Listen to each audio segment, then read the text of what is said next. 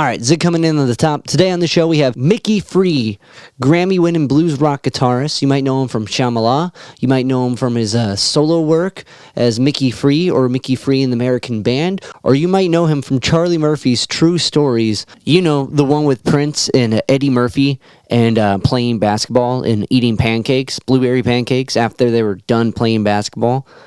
Right? Absurd, but true. So Micki Free, that's who we're talking to. That guy. Micki has a new album out. It's called Turquoise Blue. The guest list on this record is pretty absurd. He has Gary Clark Jr., Steve Stevenson, Chris Stone, Kingfish Ingram, and Cindy Blackman. We're going to listen to the track World on Fire. World on Fire by Micki Free off the album Turquoise Blue will be available on all streaming platforms. And this was a cool conversation. It was cool to pick the mind of a guy who gets to hang out with some top tier musicians.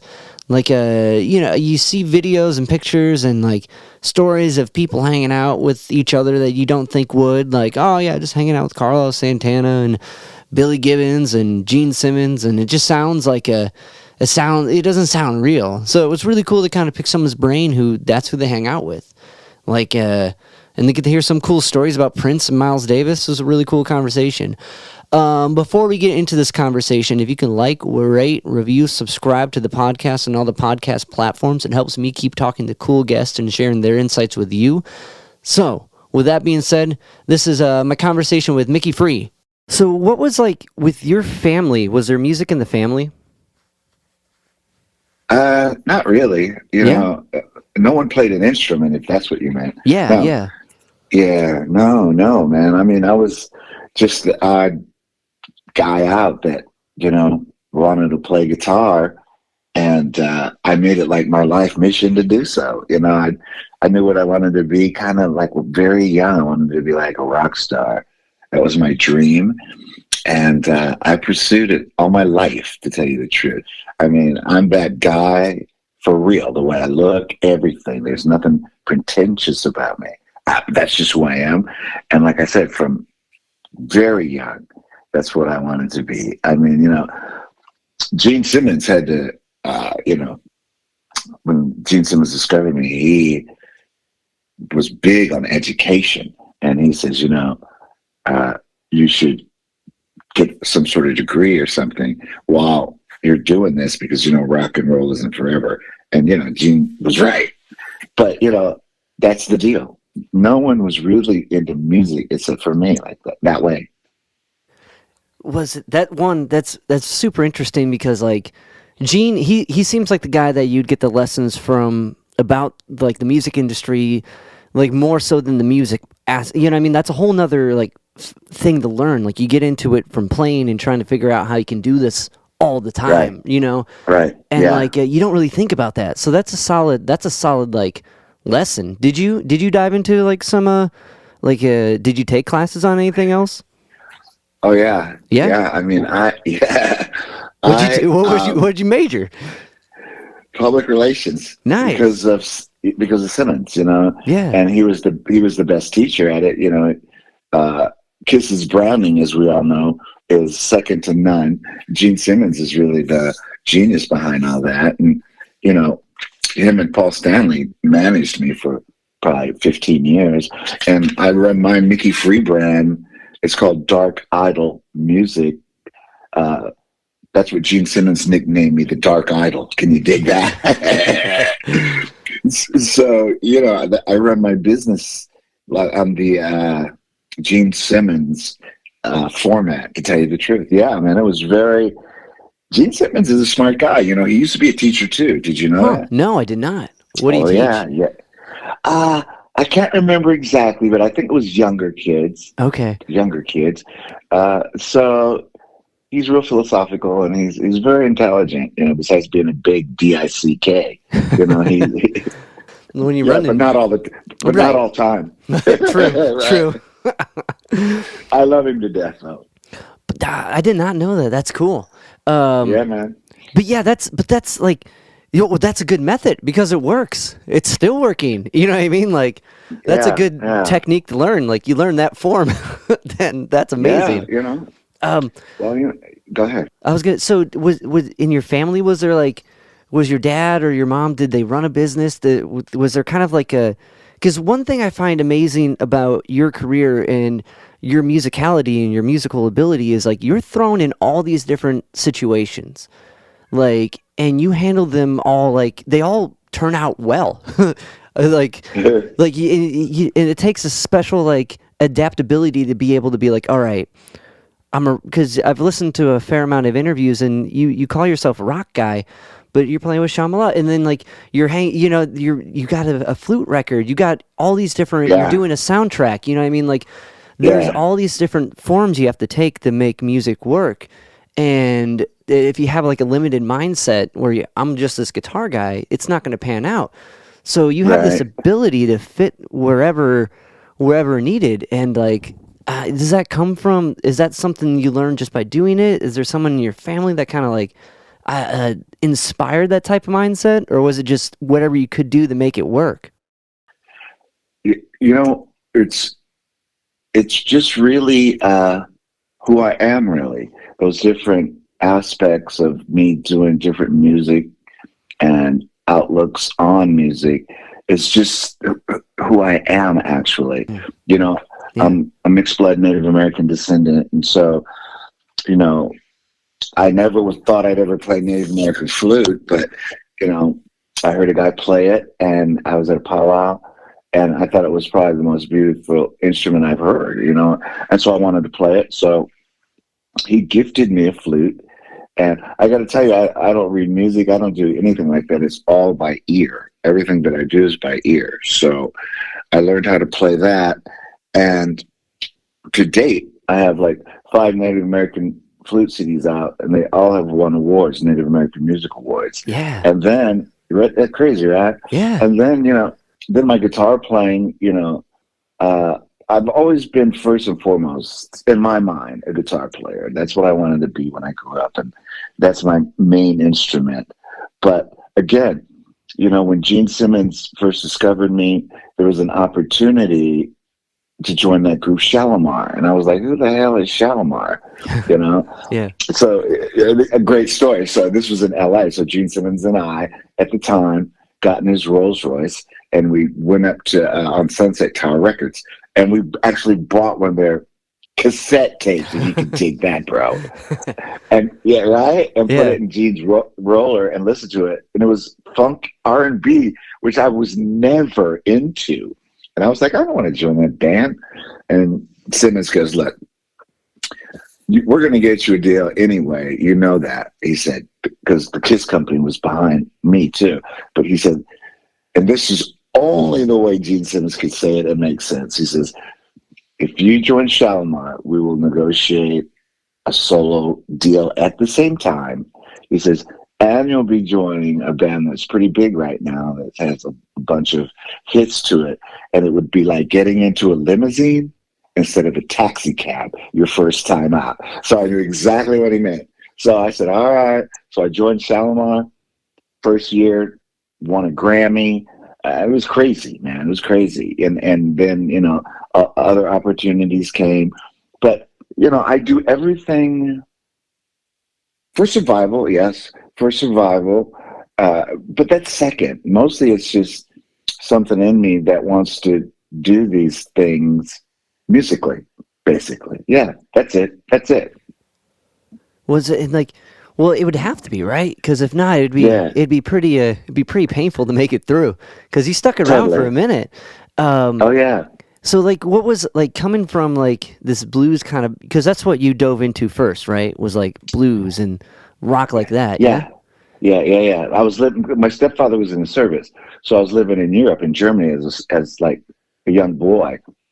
So I was digging bands like the Stones and Hendrix and Cream, and you know, those guys were my biggest influences of playing guitar, blues rock guitar. Yeah. Because because you know, there's a difference, and I tell everybody this in interviews. I'm not a blues player. I'm a blues rock bass player, and there is a difference. Yeah, I'm not traditional blues, but I dig it. I dig it a lot. But like I said, Stones, man, the Stones, you know, Cream, Jeff Beck, those kind of cats, I wasn't a big Beatles fan, I'm sorry to say, but those guys really turned me on to that sort of music of blues rock, because that's what they all basically play. Yeah. What do you think the difference is? Is it like the traditionalism of kind of like blues, like where blues rock can incorporate more? That'd be like my go-to trying to figure out the answer. Or is it like an approach thing? Well, blues is contemporarily, Muddy Waters and Howlin' Wolf and Albert King and cats like that are purists in the blues genre.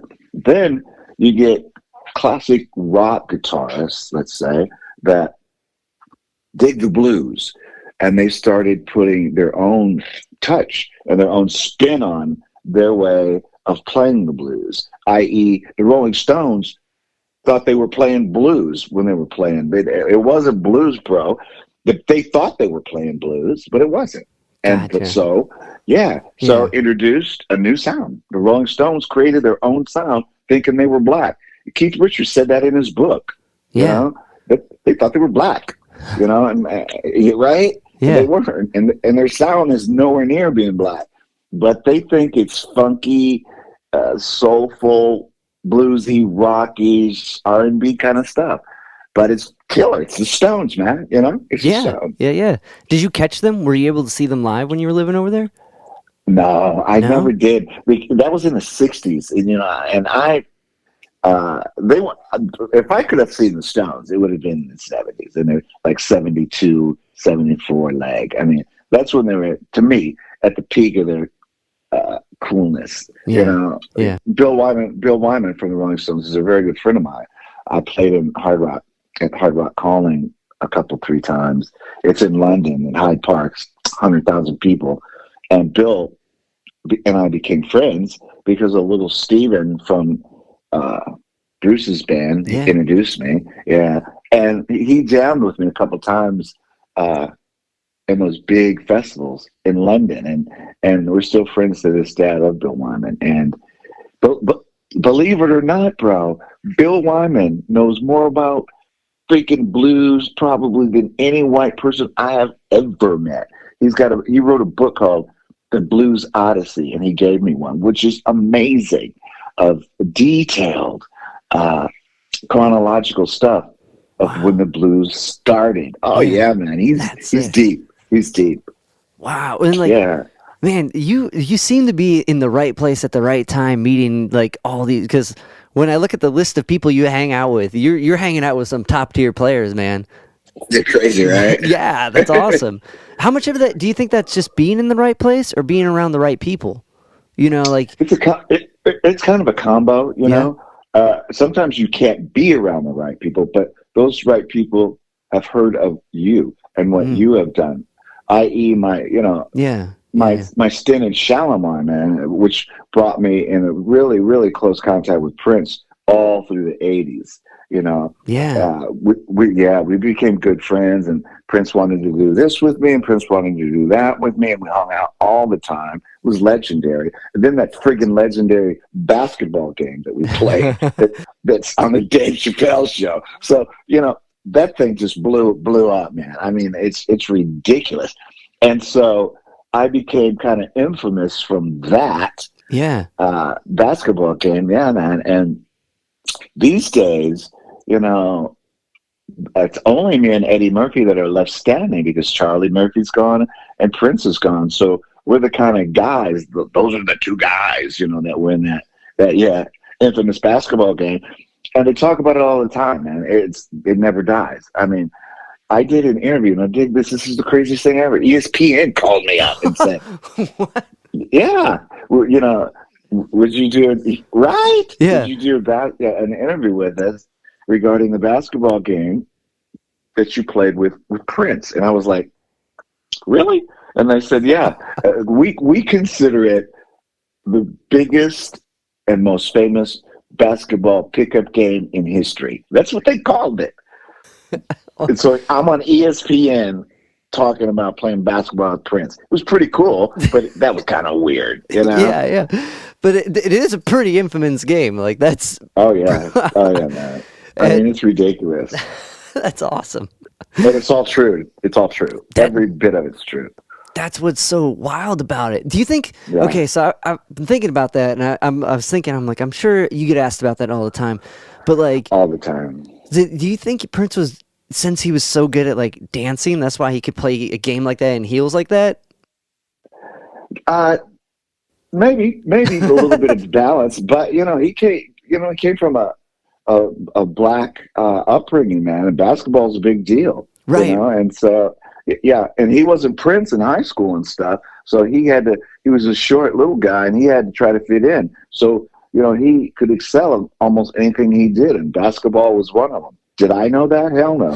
when the funny thing when we played that game, man, was I had known Eddie Murphy a lot before that meeting because I had won a Grammy for Eddie Murphy's movie, Beverly Hills Cop. Yeah. Which I had a song on the soundtrack, right? And so me and Eddie became friends, and I would fly out to New York and be his guest on Saturday Night Live and watch him. It was really cool, man, and watching that. So we were tight, me and Eddie were, and Charlie. So we're sitting in the club. We go to Prince's house. Prince goes on board. Let's play basketball.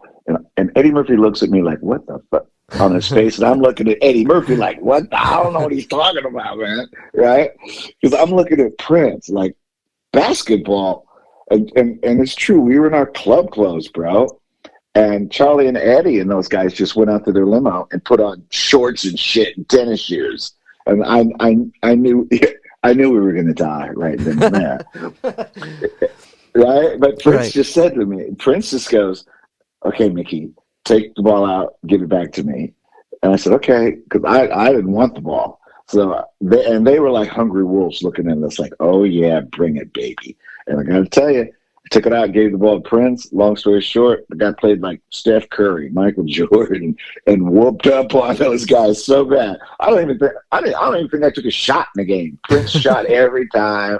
It was crazy. And then after the game, his cook Randy made his pancakes, blueberry pancakes.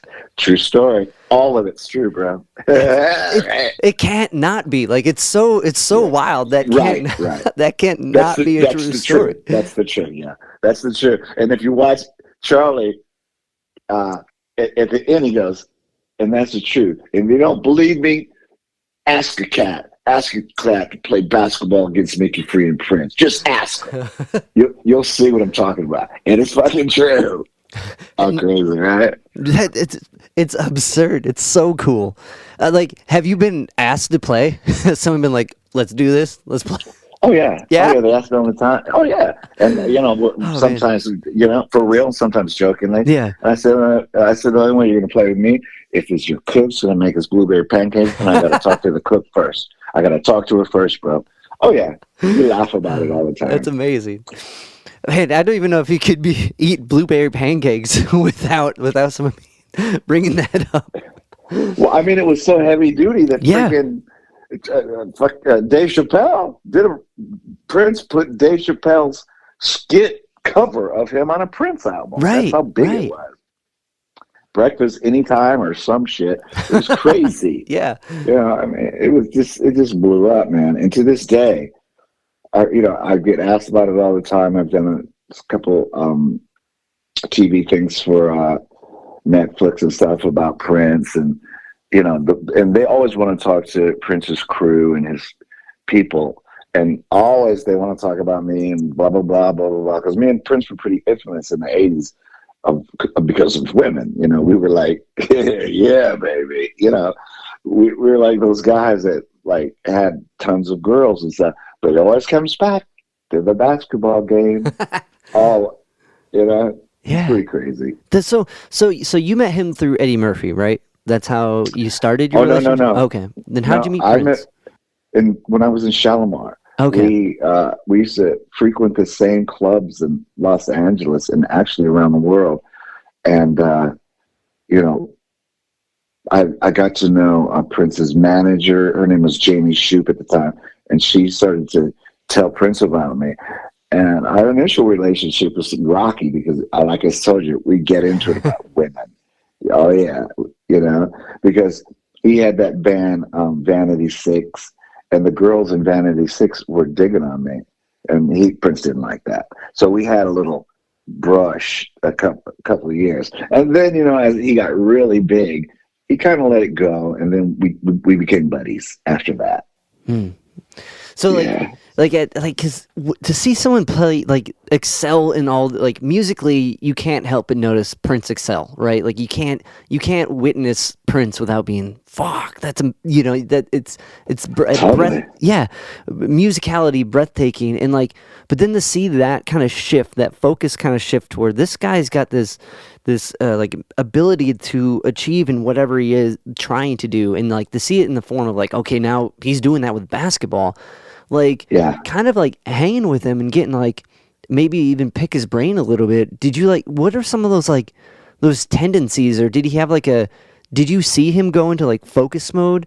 Like what like, because I can't imagine like being around someone like that and not seeing them like go into it, and like that sometimes that can be so breathtaking to see someone completely focus on a thing and knock it out of the park. And like, did you ever like pick up on anything like that with Prince? Well, I mean, to tell you the truth, Prince was always in focus mode, always. And that was just part of who he was. He was a singular cat, there's no doubt about it, that could do it all. And I've never seen anybody that talented in my life, or I've been that connected that closely. Gene Simmons is a genius too, but he ain't no Prince, for sure. And and Prince just did everything well. He was just one of those guys, singular, man, that could just do it all well. And I've been asked tons of questions. I don't know if you saw the Vlad interview that I did about Prince and stuff on Vlad TV. It's on the internet. You should watch it. It's got like 3 million hits just talking about Prince and me. But I told everybody, and I'll tell you this too, having a conversation with Prince was like going to church or something, because the guy was serious when he talked to you. And, he was very serious with anything you talked about. And then at the end of it, he would just turn into a corny-ass jokester. So freaking corny. So funny, bro. He was off the charts funny. I mean, he could have had a career almost as a fucking comedian. I mean, seriously. He was that funny, and that's what made him cool. But he ruled with iron fist. He wasn't always fair, and but he was Prince. That's just who he was. Right. Well, I mean, Prince in the title. There's the Machiavellian thing that's associated with the word Prince. So, like, there's going to be some. Yeah. You got to like drive the ship, but like, so when was like Cocoa Boys? When did that come out? Like, not come out, but as far as like a conversation between you and Prince, because that was supposed to be a film, that you were supposed to have something to do with. So was that like early in your guys' relationship? Or... It was after Purple Rain. Oh, okay. It was after Purple Rain. Actually, it was after Under the Cherry Moon that Prince had to do one more movie with Warner Brothers, I think. And I was real popular at the time as a pretty boy, and Prince flew me to Minneapolis, and we spoke about it. He was going to do the next movie called The Cocoa Boys, and I was going to be his nemesis, just like Morris Day was in, the other movies. And we planned it, and this and that. It just never came to fruition because Prince was too busy. I don't know, that's just the way it goes. But that was real, and it leaked out, and people know about it. That's how you know about it, because it leaked, and people started talking about it. And now it's on the internet and stuff now, I think, right? I mean, people know about that too. So I was looking forward to that, man. That was going to be the best. I was going to be a superstar for that, no doubt. And then it didn't go through. I was bummed, bro. I was like, oh man, But that was a good one too. Prince actually tried to buy me out of my contract with Shalamar. Yeah. And we had a meeting about it with my guy I was signed to at the time under Shalamar, and he was going for it. Everything was cool. Then on the day of the freaking signing of the contract, he just backed out. His name was Dick Griffey. He just backed out. And Prince was there, Prince's lawyer, and I was there, my lawyer, and Dick Griffey. And Dick Griffey just looked at me and Prince and John Branca, Prince's lawyer, and said, because he was black, he said, "I ain't fattening up no frogs for no snakes," and fucking walked out. Just like that. Yeah. Right?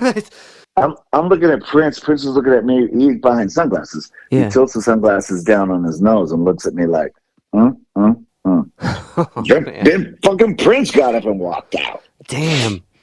Yeah. And I'm at the table like in tears almost. And John Branca, his lawyer, was going, "Micki, I'm so sorry. I'm so sorry. We worked so hard on this deal for you.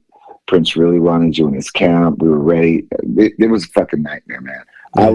I was bit for years after that. Right. Because I still had to stay in Shalamar. And I was like, fuck. And then when I finally got a chance to get out, I ran out the door. I was pissed. Yeah. Was it? Yeah. Well, how can you not be like, and like, how much, well, I imagine a lot of dealing with contracts and stuff like that in the music business is fairly disheartening, and like I imagine like it takes like a certain amount of like hearing no and being okay with it to keep going, but like I can't imagine not like being that hyped up because I got a response, this is gonna be cool, and just to be like, nah, sorry, like fuck. I learned early in my career about being disappointed with things, and I'll never forget when one of my records came out. The critics were like, "Who does Mickey Free think he is? Jimi Hendrix or this or that?" And I was like devastated. I was like, "What the fuck, man? Why are they talking bad about me?" And Gene Simmons told me, "You gotta cowboy up because you're gonna hear that your whole career. Critics are exactly what they are, critics, Micki. And most of them don't know what the fuck they're talking about anyway. But you're gonna hear that, and people are gonna beat down on you, and it's all for show and effect, most of it, because they want a rise out of you. So you got to control that and harness that." So I learned that early on from Gene. You've been promised so much. I have been through my career, let's say, and a lot of it never happened. But I learned to not jump up and down because, the check's in the mail kind of a thing. I'm like, until I cash that motherfucker, the check is still in the mail. Right. And that's why I looked at it. I learned again early on from Gene about contracts and publishing and writing. I mean, everything that I learned was from Gene Simmons. That's why I have my own publishing company. That's why I still own all of my publishing. That's why I didn't get ripped off from publishing like Aerosmith and all those guys did in the early days, because they didn't have a Gene, but I did. I mean, he was a businessman. So to this day, I own all my records, all my songs, and I can do what I want to do with them. I've had huge co-publishing contracts with Polygram International and Irving Elmo from A&M, but it was a 50-50 deal with me being the big man, and those deals ran out in 3, 4, 5 years, and I retained all rights again. But again, Gene Simmons to the rescue, Yeah. What, like, I don't know, to be able to handle the kind of like the turn downs and all that's hard enough. So that's amazing to find someone like that, because so much, and like and to own everything on your own and basically be DIYing it, doing it yourself. But man, it's so much harder to do it in the context like you're doing when there's all these other factors and all these like, wait, I gotta send a plan. You know what I mean? Like, wait, what? Yeah. It's such a learning curve for a lot of people that they don't do it. But that's like the next level of sticking through it and committing to it. So like that, it's amazing that you met up with Gene that early to get that insight. So like, he discovered you with your band Smokehouse, right?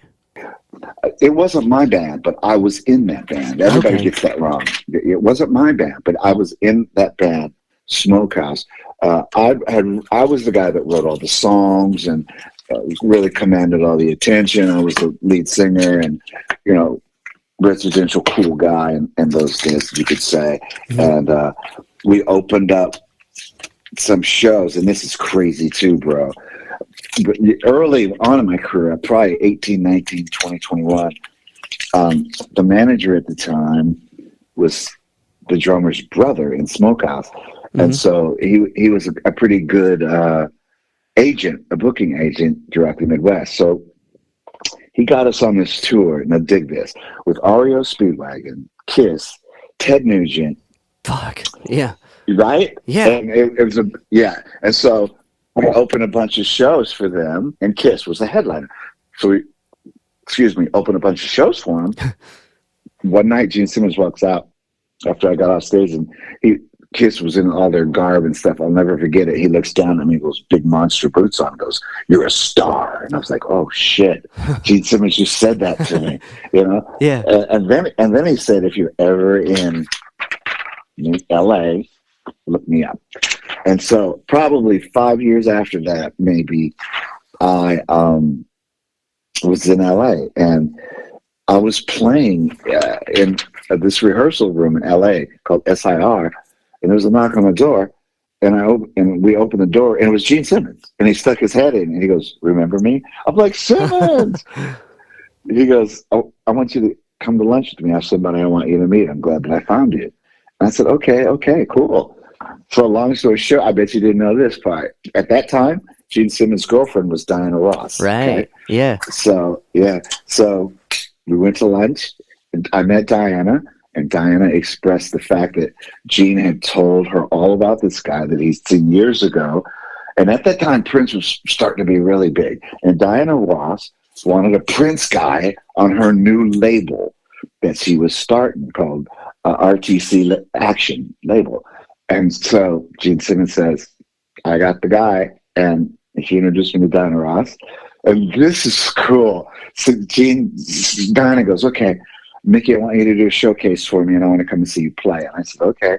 So Gene organized the whole fucking showcase, and he had, this is so fucking cool, man, like 100 girls, no guys, 100 girls at SIR on the big sound stage, and my band did a showcase, and Diana was there, and the girls were going crazy. And Gene's like, "Oh yeah, see Diana, see," and she signed me to her record label. Is that crazy, bro? That is crazy.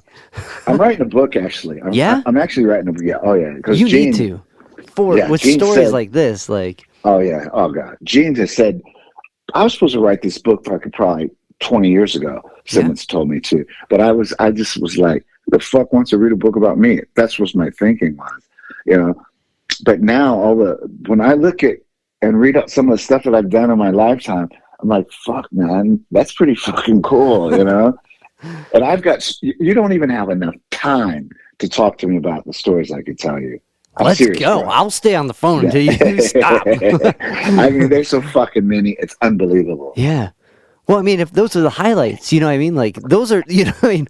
Just like Gene Simmons saying that could have been the story. You know, I'm just saying, you're a star. Right, that's it. That's it. Right? You know, that could have been it. And that would still be as cool. I mean, maybe not as cool as like him setting up this showcase with all these women that impressed Diana Ross.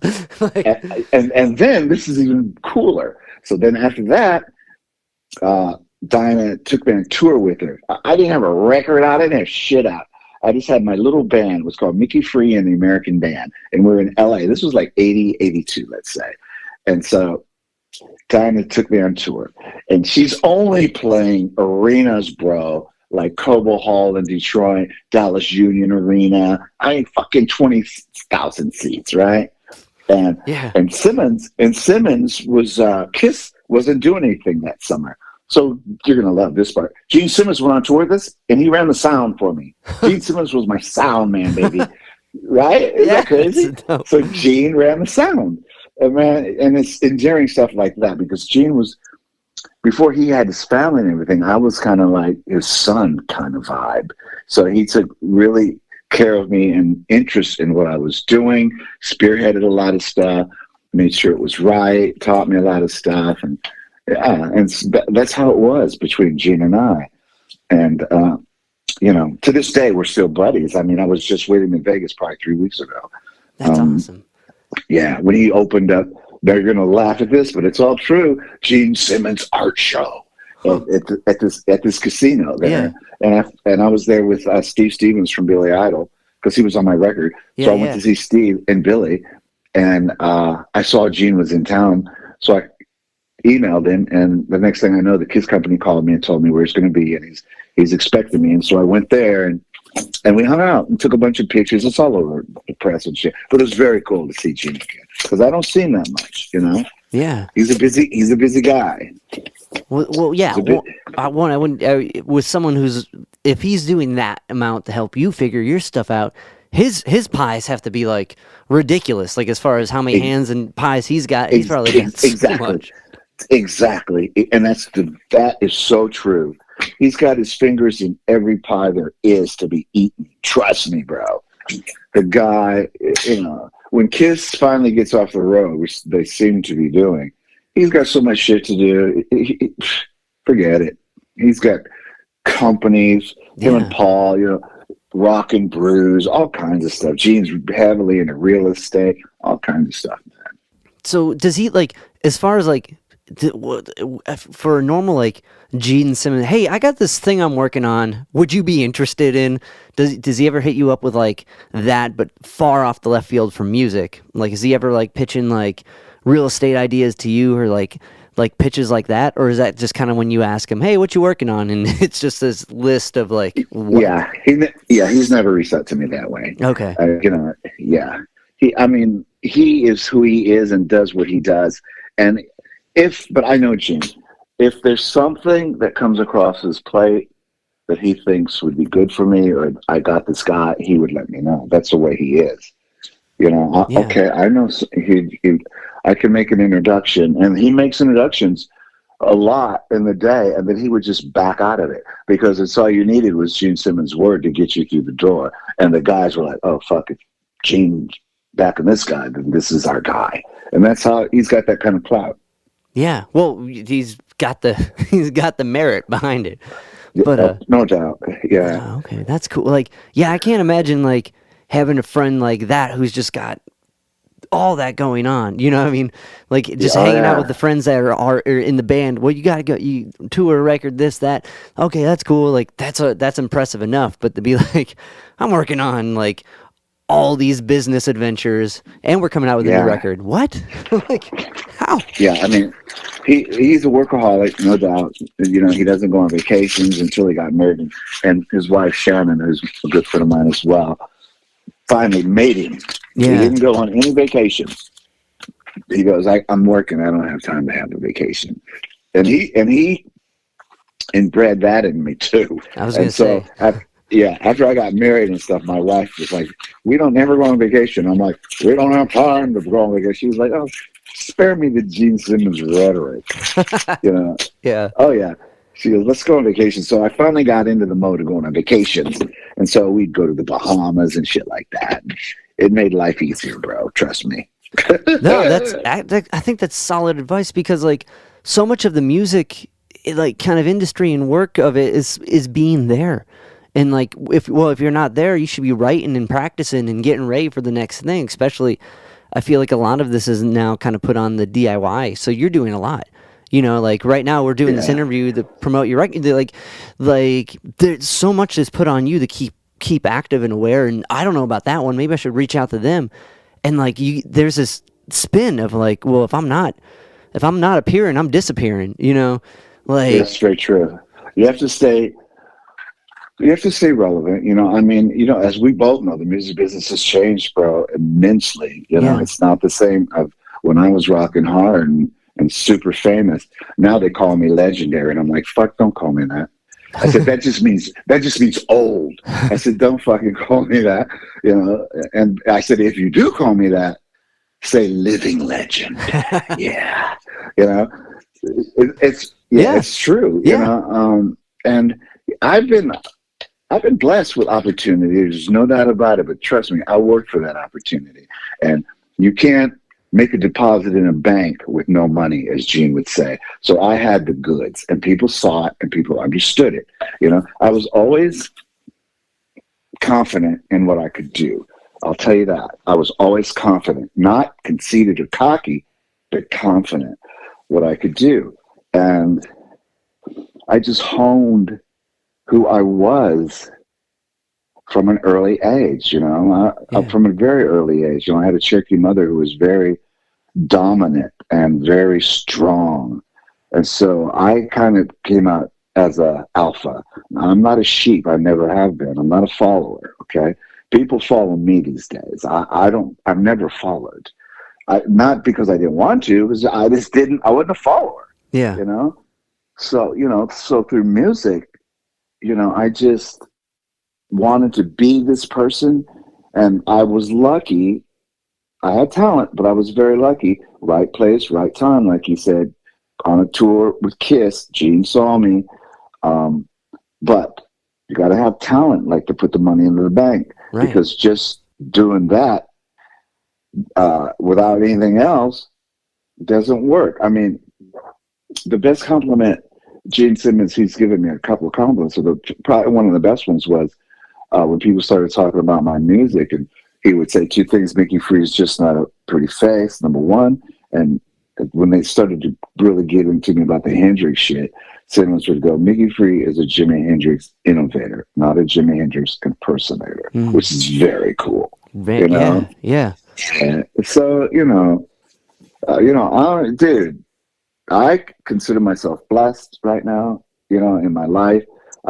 I've climbed from obscurity to up the mountain, won a fucking Grammy. Kiss hasn't won a Grammy. And she, right? I didn't think of that. You're right. Yeah. Right. And he says that to me all the time. You're in the business for 1 year and you win a Grammy. He goes, that sucks. Right?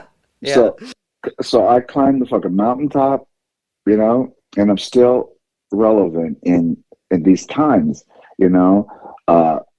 like in some of the interviews, I don't take for granted ever that people know who Mickey Free is. I just don't, because a lot of people don't, because it's the new people coming up, Mm-hmm. But some of the old timers, let's say, yeah, of course they know.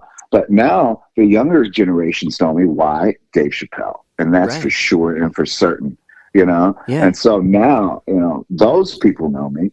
And then, the last 3 or 4 years, I'm hanging out with Billy Gibbons and Gary Clark Jr. and all these new relevant guys, like I said, Gary Clark, Chris Stone, Kingfish, Ingram, just relative, Carlos Santana. I mean, Carlos and I are very, very good friends. I jam with Carlos all the time. Yeah. His wife used to be in my band, Mickey Free's American Horse Trio. Cindy Blackman was the drummer, and then she met Carlos and married her. And that's crazy, man. But all of that is by design, kind of. I know that I have to keep, if I'm going to stay in this kind of game on whatever level that it is that I'm on, which who the fuck knows, but you got to stay relevant. Okay. So, so I'm jamming with these people. I'm in those circles with those people. Those people respect me. And it's out there. It gets out there, and it's being talked about. That's why we're talking. Yeah. And that's the way it is, man. But like I said though, I've had a fucking stellar career right up until this phone call. So my new record is just forget about it. It's the best record I've ever done, and I wrote it over COVID. Dig that? Yeah. Right. Right. It's pretty amazing with all the stop signs to do a record in 2020. Right. So I just did it, man. Kind of dive into that, and kind of get more guitar talking, yeah. So okay, with the idea, it's like how you said, it's not like you're not emulating. You stand on the shoulder of giants, right? And no one innovated more than Hendrix as far as the guitar. So anything after Hendrix is carrying that torch to some degree. And totally. To speak upon that, I know on Tattoo Burn there's a Hendrix cover, and on the new one, and right, there's All Along the Watchtower. But the tone you get, is so fucking close. Like that's right? that's good, man. Like it's not easy to do that. And like, because it's not just in the gear, it's in the hands, it's in the approach. And like no doubt. And so there's nothing like when people harp on that, like I have to some degree, I think if you're influenced by someone, it's kind of in a way you're right to show that you are and carry on that thing so people can know who is that Hendrix. Not that Hendrix is going to be forgotten, but you know what I mean? Like they moved you so much that you are emulating them to some degree in your style or in your playing or in your own material. And that's the beauty of it. We continue, you know, we don't make up new words. We reuse the ones other people used. We just put them in a new way. But I mean, if you listen to any guitar player, a blues rock player or the guitar player, they've been influenced by Jimi Hendrix. You know, a lot of them. Oh, no doubt. I mean, just take Stevie Ray Vaughan. Look at the way he dressed, bro. Yeah, he that was his guy too, Hendrix. I mean, you know, but Stevie then formulated his own style of Texas blues rock. You know, there was no one like that. He came up with that shit from, like you said, eating the Jimi Hendrix cereal and, you know, and taking the shit, and that's what came out. You know what I mean? Texas turds. Texas turds. But he was, you know, you could go down the list. I mean, every guitar player that's relevant now, Kenny Wayne Shepherd, all those fucking guys were influenced by Hendrix. You know, it's just that I'm brown-skinned, okay, number one, and Jimi Hendrix is part native too, so am I. You know, that whole thing.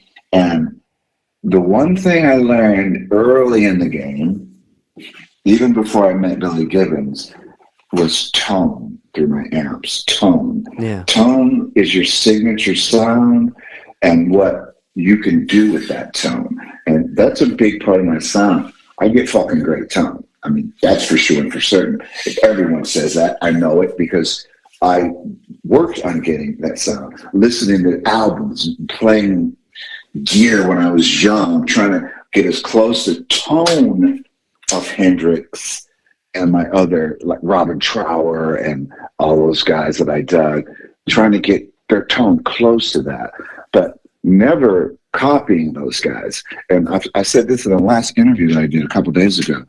I never in my career listened to a Jimi Hendrix record, a Rolling Stones record, a Robin Trower record, a Jeff Beck record, and try to play a solo just like the record. Never. Why? Because there's only one of those fucking guys. There's only one of them. That's their shit, you know? Yeah. I could, for instance, I always, for the last two records, just like you said, I do my homage to Hendrix. You know, the first one was Voodoo Child, and we fucking smoked the fuck out of that one. And then my favorite song by Jimi Hendrix, written by Bob Dylan, is all on Watchtower, right? Yeah. And so I wanted to cover that song. That's my favorite Jimi Hendrix song. And I've heard so many people cover it. Ben Harper and even what's his name that played with Hendrix on that fucking song, Dave Mason. I've even jammed with Dave Mason on that song. Yeah, oh yeah. But those guys have their own take on All Along Watchtower, okay? But my take was based on the way Jimi Hendrix did it, his way. So I did it my way that I felt that Jimi Hendrix did it. I wanted to be as close to the record as I could go, but still putting my little chili sauce on it. But, you know, it sounds fucking amazing, man. I'll tell you that. And I know it does because I felt it, you know. And I do Jimi Hendrix licks in there for sure, but the solo's not just like his solo in All Along Watchtower. I couldn't play it, you know? Yeah. So I don't even try to think that way. I just put my own sizzle on it, you know? Fuck it, man. Yeah. One of the things that my record label in England at the time, the UK, it was called Livewire Cargo Records. They gave me a nickname called the Inadmittable Mickey Free. Okay, but I didn't know what the fuck that meant at first. I'm going, what the fuck does that mean, right? So I looked it up, and it says cannot be duplicated. I was like, oh yeah, baby. So I mean, and that's how my rep is. Yeah. My sound pretty well. You'll know it's me playing. You will definitely know it's me playing because of my style and the way I play guitar and tone. And then moving on, I met Billy Gibbons, and me and Billy had serious talks about tone, and he is the master of tone. So I learned a lot from Billy, and that's why my sound, especially on this record, is harnessed, man. It's there. It's me. That's it. That's the sound I love. I got it on record that way. Tattoo Burn Redux was a different album from Turquoise Blue. That Tattoo Burn Redux record was a straight up kind of more leading towards the blues diameter. Yeah, definitely. Then Turquoise is much rocking. Oh yeah. And I wanted it that way because Turquoise Blue really is me playing what I love to play. I did Tattoo Burn Redux by design to break into the blues world so those people could notice me, and it worked, and they did.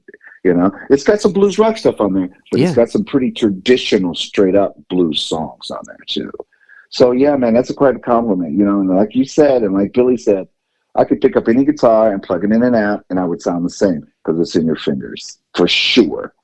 So when you're hanging with like Billy, like in the Carlos Santana, like as a guitar player, you can't help just like when you talk with someone, right? When you have a conversation, and if you hang out with someone enough, you pick up on like their idiosyncrasms, like you pick up on words and like ways they think, and that only comes from hanging out with them. Musically, like. What were some of those things, like, because you can't hang out with Carlos Santana and not learn something, like what are some of those like guitar music based things that just being in the aura of a guy like that you pick up on? Well, first of all, if on Turquoise Blue, if you listen to World on Fire, people think that's Carlos Santana playing. That's fucking me. People think it's Carlos. Because the whole Santana band is on the record, except for Carlos. The whole band is, right? And so the only reason Carlos isn't on it because he was working on his new record with Rob Thomas and, all those fucking guys from Metallica, and he was just swamped. And so when I asked him to do a solo on the record, he goes, I heard the record already. Well, you don't need me on it. You sound great. You sound like me. And so we laughed about that. But I wanted his stamp on it, but I got the whole band, Cindy, everyone's playing on that record. But in the early days of my career, it was Hendrix and it was Santana. So I kind of had that Santana-ish groove when I was very young, as well as combining that with Hendrix, combining that with Robin Trower. All that shit I ingested and it became out the inimitable Mickey Free, right? So when you're hanging with Carlos, the thing about Carlos that he likes about me, and I know this, is first of all respect. When he asked me to jam with him, I go on stage and I don't try to go up there and like fucking shred and shit and play 1,000 notes over Carlos because this is my chance. This is my chance, and all these people are here. That's not me. I would never do that out of respect. I'm just not that guy. And so Carlos realizes that about me, and he respects that about me. So if you go on the YouTube and see me jam with Carlos, he always pushes me to the front and solos, and he sits back and leans against his amp and digs it and shakes his head. That's respect, And I've learned from listening to him play how he plays, and I play like that as well, And so it was kind of by design in my early days because I was listening to Santana, and I wanted that tone and his melodicness in his playing. So I developed that early in my career too, but it put it together in all the other shit that I knew. So all my life, including Gene Simmons, he would describe me as this blues rocker guy named Mickey Free, kind of Santana-ish player. Gene used to say that about me in the fucking 80s. So yeah, man. Yeah. And then hanging with Billy.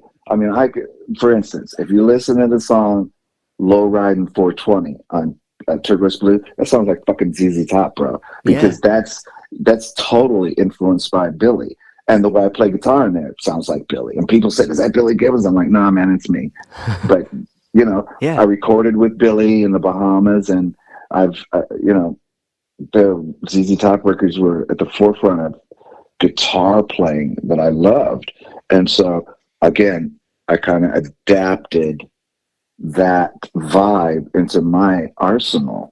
So, you know, it's all mixed up and rolled into one of guitar players that I appreciate and learn from in my sound, basically. And yeah, you learn shit from those guys. If you don't, you're a dummy, because there's more to it than hanging out than just, well, hey, man, let's have a drink. There's more to it.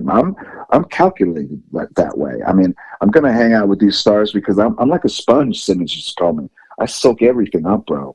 Yeah. You know? Yeah. You know? Yeah. And in music, people would go, yeah, you know, this, and we heard this and this. And I go, yeah, I takes what I needs. I takes what I need. You know? And that's the way it is.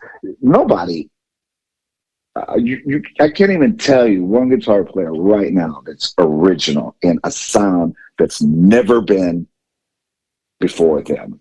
Right now, I can't even think of a guy, because they go through everything. Every generation has idols, and the younger people get into that, and then they bring it out, and then they bring it out, and so forth and so on. I can't.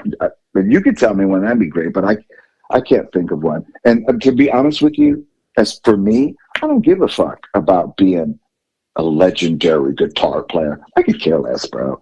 I just like to play music, and I'm glad that my fans can appreciate my music. And at the end of the day, I'm about a song. Did my song move you? Did we connect on that song? If you like my guitar playing, thank you very much. Okay, that's where I am as far as a guitar player. You know, I'm just not that guy that went to IT or wherever the fuck it is, those guitar schools, and learned all those scales and stuff. That didn't interest me. It never has interested me. You know, I was all about emotion when I play guitar. You know? Yeah. Yeah, and that's, I guess, like, you know, with like Santana, he's got this, with at least with his melodic approach, right? It's kind of, there's space to that. There's giving that kind of like, that respect, like, so sitting back. It's almost like doing that with the music is kind of his approach in a way. Yeah. I mean, it's like, you know, it's like a cook. It's like a cook in a kitchen, let's say, that bakes an apple pie, let's say. Okay. As soon as the ingredients in apple pie are done and it's baked, what do you do with it? You got to take it out and let it cool. You give it space. You give it time, right? Yeah. So that's how Jeff Beck plays. That's how Carlos plays. That's how Gibbons plays. That's how I play. That's how a lot of people play. You got to give those notes room to breathe. In our world, let's say, you know, and the people that shred, they're in it from a different planet. You know, they don't think that way. And, you know, I was living in LA, as you know, in the 80s, and that was all just California shred guys. I mean, in every band. You know, but what the fuck, you know, and another thing, and this is true about me, I didn't get in the music business, and this might hurt some of my fans' feelings, but to attract guys, bro, I wanted to attract girls, you know, and yeah, that's the way you play, that's the way I look. It's not contrived, it's the real me. And in one interview, they asked me about my guitar player, and I said, look, man, I never really wanted to make the guitar player scream. I just wanted to make it moan like women. And they were like, oh, yeah, baby, you know? And that's how I look at it. Yeah, all right. That makes, like, because, like, you can say more when you give it space. And I think so. Yeah. You need rest, the hook on to what's said. Like, if this whole interview just was played, no breaths, no stops, no one would hear what we've said. You know, it had just been like, and that's it. So that's right. Exactly. So you get it. You can, because you've just emulated that with our conversation of guitar playing my way. So you totally get it. Yeah. What was it? Yeah. To tie it to like Native American flute. Now I've attempted every year my grandma, she gives me a random instrument for Christmas, just a random instrument, and it's awesome. Because so I'll spend it is. It's so I'll spend, and they're always like a little tinker thing, like the flute and like a thumb piano. You know, it's nothing crazy, but it's enough. It's enough to piss everyone else off as I'm trying to figure out how to play this flute. And like, I got a Native American flute, and I'm trying to figure it out, and like, I can't get the trajectory of the breath right.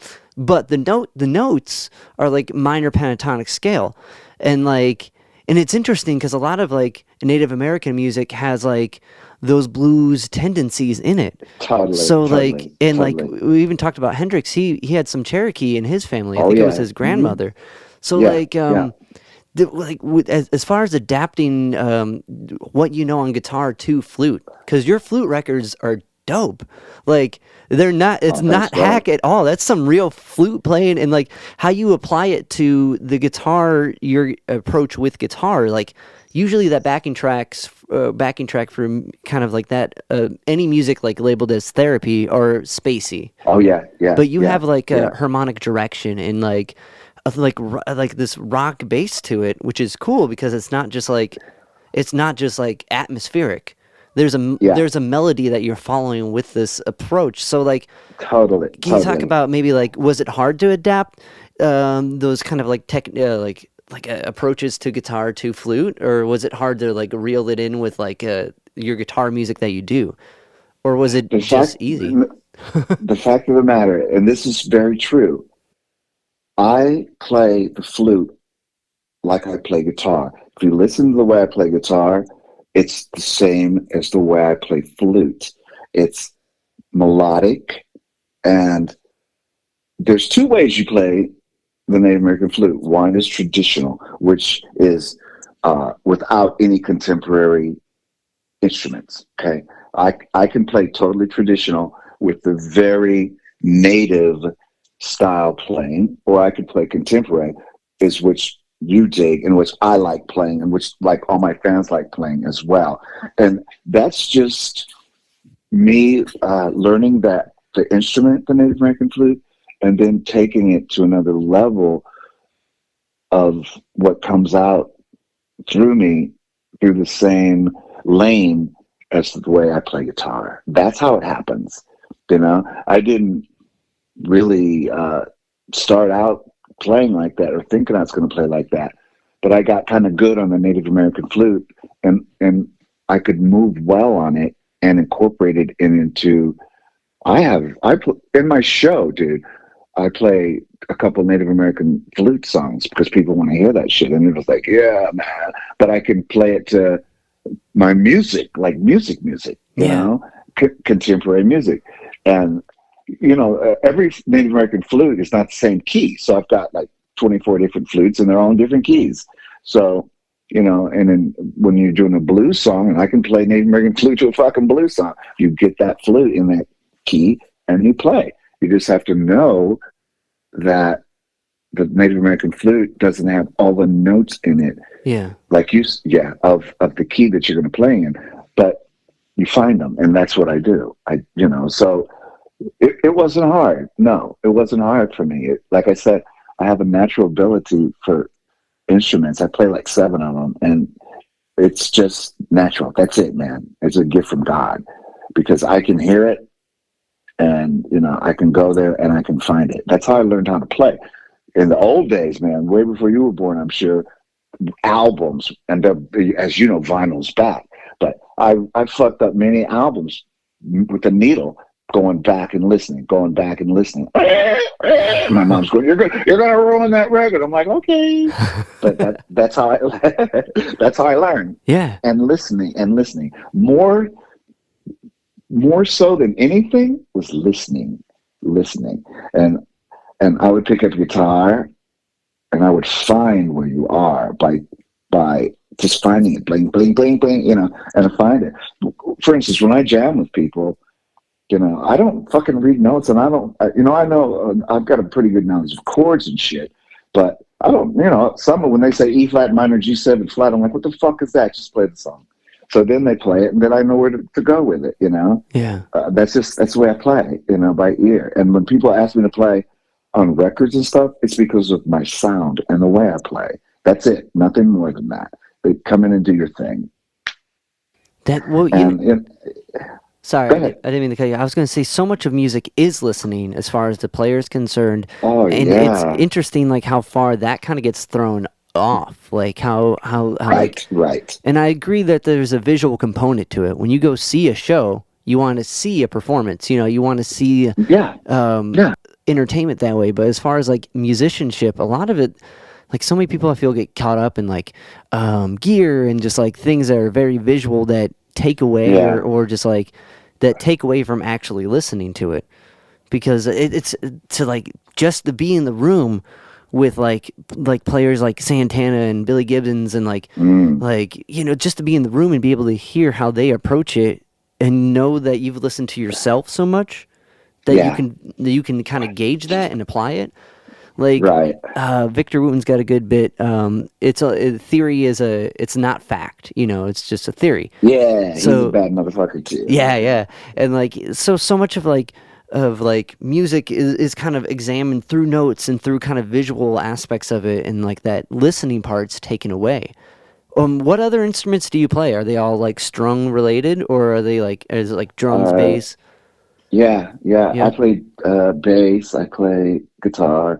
I play timbales. I can play drums. I play harmonica. I play flute. What's the seventh one? Something in there. I play a little keyboard. Okay. I can play mostly anything that I pick up after I plunk on it a little while. You know, clink, clink, clink, clink. That's how I learned how to do everything. Yeah. One year I said I want to play harmonica. I bought a harmonica and I just started blowing through it. People. And then I started listening to songs on harmonica, like, you know, traditional cool bluesy stuff, you know, but blues rock, like the Cream had harmonica and Led Zeppelin, and then I tried Black Sabbath even. Yeah. Then I tried to emulate that. Then I got that, and then I knew my way a little bit around the harp, so I could play songs like "Oh Susanna" too. Yeah, it's a good melody is a good melody. I hear you, man. Melody's everything to me. Melody is fucking everything. If you listen to any song I've ever wrote, there's melody in it. That's the first thing and foremost to me. Melody. Because from that melody, I can write the song and play the solo and show what the song is about. Right. Melody is everything to me. You know, it's not how many notes I can play on guitar. It's how many less notes or good notes I could fit into the melody of the song. Oh, that was kind of cosmic right there, bro. Yeah, that was good. Cosmic shit right there, right? Right. It's taking away. It's shaving the ones away you don't need. It's like sculpting at a sculpture. You know, it's putting that space back in those. But this is cool. You're not even gonna believe this, but it's in interviews everywhere too. I didn't start out the guitar player that I am today, as far as music goes. I was in a really heavy shit in the 70s growing up. Black Sabbath was my favorite fucking band when I started to really get into it, besides Hendrix, besides those guys I mentioned. So the first concert I ever went to was Black Sabbath. No way. Oh, yeah, man. And I loved fucking Black Sabbath. What I learned from them is how to write riffs. I got good at, like, heavy, cool rock riffs because of Black Sabbath and Tony Iommi, the way they played. Okay? Then as I started to get older, classic rock started to get in that mix too. So then you got Black Sabbath, and then you got fucking Hendrix, and you got fucking Aerosmith, and you got the Cream, you know, and so all that started to be churning in the pot too. Then as I got a little bit older, I started listening to blues a lot. Then you put that in there. So you got Black Sabbath, you got classic rock, then you got blues, and then you just stir all that shit up, and that's my sound.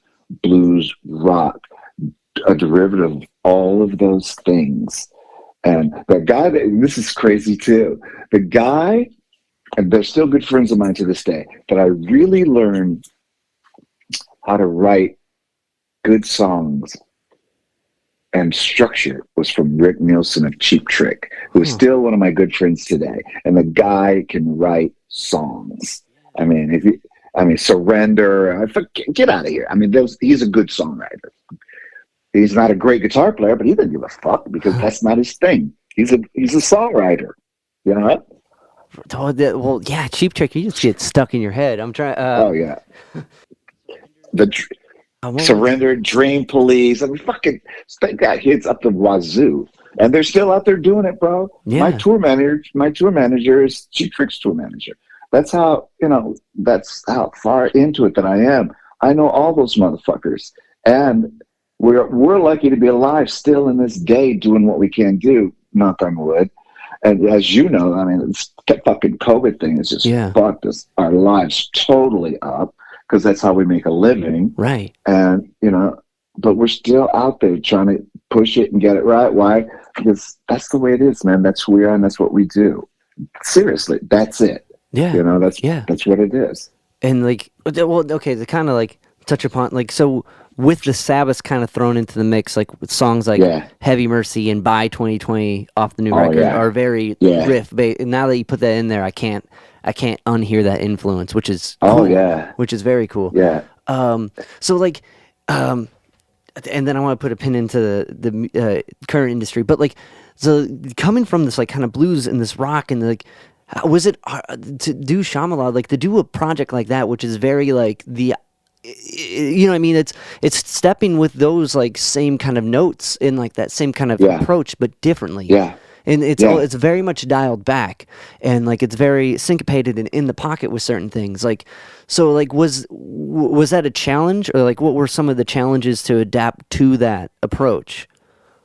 Well, Shalamar taught me a lot, to be honest with you, about R&B and funk, because I really wasn't into that at all. You know, Shalamar's a black band, you know, and I learned a lot from being in that environment. You know, I came into it as just Mickey Free, blues rock, guitar player, pretty boy, looks like Prince. That was my vibe. That's why they wanted me in the band. So I had to adapt to that band, you know, and like on records and stuff, I would only do solos when I wanted to and sing a little bit when I wanted to. Shalamar had a full band, you know, backing us all the time. There's 3 members out front that were the principals, but behind us was a fucking full band. And I let the rhythm guitar player do all the heavy lifting because I wasn't interested in that funky guitar playing. I could care less. Then in Shalamar, I met Prince. And me and Prince used to jam a lot. And his approach to that really, really funky guitar was a little bit different than Shalamar's approach. It was more funky, James Brownish, with really stuff that interests me. Yeah. So Prince taught me how to really play rhythmic, funky stuff like he does. And that's where I learned my chops, funk that way from Prince. But it never interested me, man. It never did in Shalamar. It sounds like I mean, I guess this is a stupid thing to say, but it sounds like it's like the being in the experience and being around. It's more of playing with someone doing that style where it kind of syncs with you. So it's more of that listening applied to like the situation you're in. Like, there it is again, listening. Right. Listening to and I can adapt very quickly on different stuff. I love country and western music. I mean, fuck, I love it all. I love rap music. And another thing I was going to tell you, this is so cool. I have a 19-year-old son who has his own taste in music, and I have a daughter that's like 32, and she was the first one that turned me on to Linkin Park, one of my favorite fucking bands, I must tell you. And that whole sound, you know, 3 Days Grace and shit like that or whatever. And, you know, I respect and dig that stuff. And let me tell you something, man. Tool ain't no fucking joke. I know Maynard. And that band is serious, and those fucking people can play.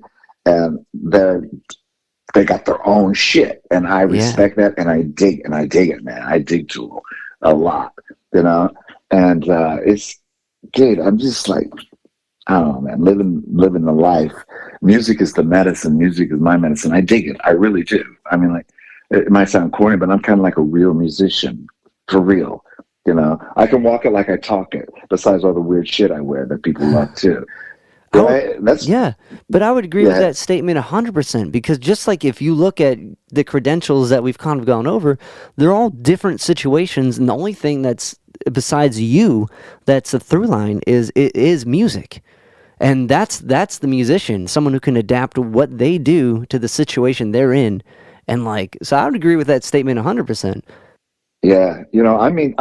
Prince would call me, his bodyguard would call me in fucking 3 a.m. and say, Prince is at Sunset Sound in LA. He wants you to jam. Click. I'd be like, and you just had to go because Prince was Prince. And, more than not, it was a fucking opportunity happening there. And I knew it. Right. And, I go there and this one night and it's fucking Miles Davis there. So I'm jamming with Miles Davis, Prince, Sheila E. on drums.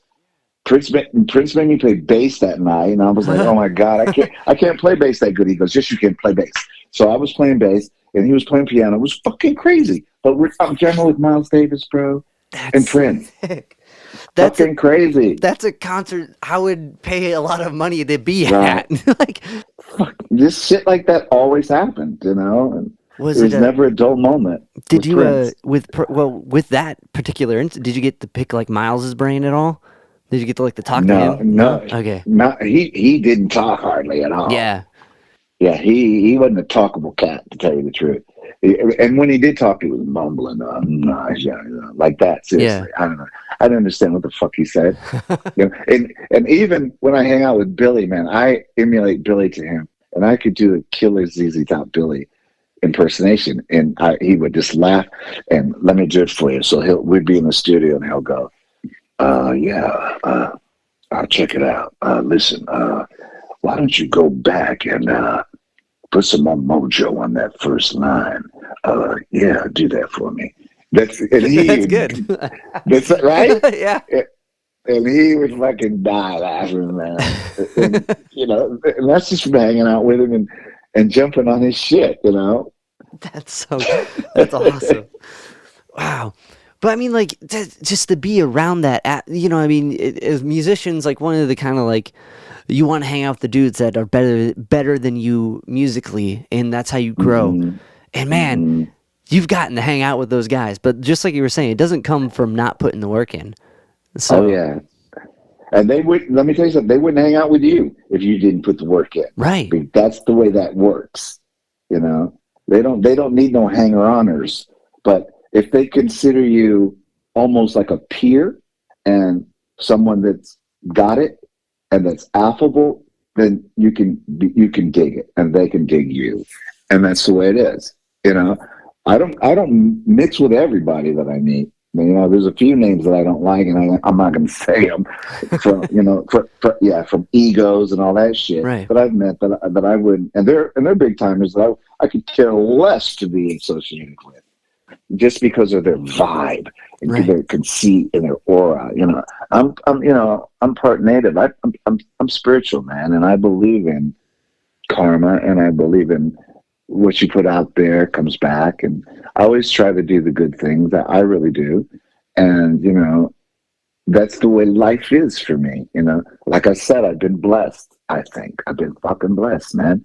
I'm still around, looking good at 90 years old. What can I say? Well, definitely. Well, Micki, thank you so much for doing the new album's amazing, and I know it's about to drop soon, and this has been it's been an honor to pick your brain a little bit and get to hear some of these stories and some of the backstories. This is cool. Yeah. If I'm ever out there somewhere near you and close, you got my number. Keep it. Call me, man, and come and hang out with me. Seriously, I'm that kind of guy. For sure. I appreciate that. You got it, brother. All right, dude. All right, man. Have a good one. Thanks. Same to you, and thank you. Okay, bro.